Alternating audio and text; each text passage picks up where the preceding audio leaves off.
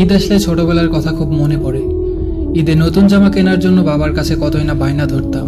নতুন জামা কেনার পর সেটা যত্ন সহকারে তুলে রাখতাম, কাউকে দেখাতাম না পুরনো হয়ে যাবে বলে।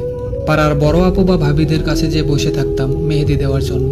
চাঁদ রাতে চাঁদ দেখার পর পাড়ার অলিতে গলিতে সবাই মিলে মিছিল করতাম। রাতে ঘুম হতো না, কখন সকাল হবে এটা ভাবতে ভাবতে কখন যে ঘুমিয়ে যেতাম বুঝতেই পারতাম না।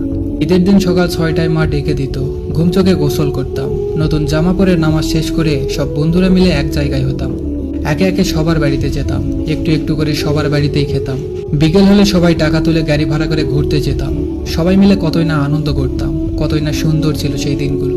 এই কথাগুলোর মর্ম শুধু 90-এর দশকের ছেলে মেয়েরাই বুঝবে, কিন্তু বর্তমান জেনারেশনের ছেলে মেয়েগুলোকে দেখে আমি কেমন যেন থমকে যাই।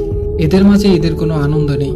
সারা মাসে 100টা উৎসব পালন করা কিছু মুসলমান বলে এবারের ঈদটা ঘুমিয়েই কাটাবো, অথচ মুসলমানদের সবচেয়ে বেশি খুশি হওয়ার কথা ছিল এই ঈদের দিনে।